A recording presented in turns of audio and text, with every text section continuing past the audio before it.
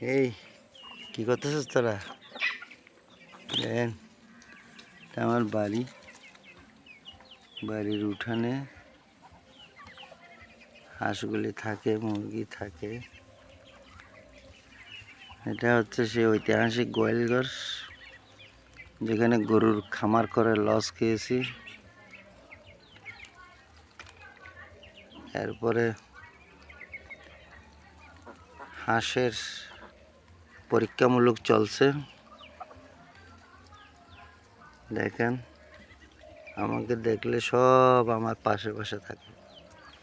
এখানে কোনো জাল নাই, কিছু নাই, খোলা আকাশের নিচে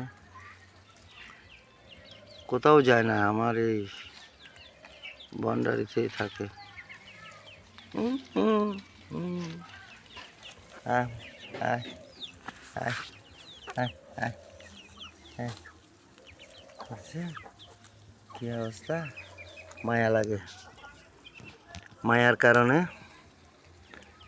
কমার্শিয়াল ব্যবসা বাণিজ্য হবে না, আমার দ্বারা সম্ভব না, বিক্রি করতেও পারবো না মায়ার কারণে। মায়া লেগে গেছে। তাহলে যেটা বাণিজ্যিকভাবে করতে চেয়েছিলাম সেটাও হচ্ছে না। হতাশা আর হতাশা, কী করবো জানি না। শুধু মায়া আর মায়া। হাঁসগুলি যা করে, আমার চায় চীনা হাঁস, সাথে দেশি হাঁস আছে 6টা 8টা, মুরগি আছে অনেকগুলি।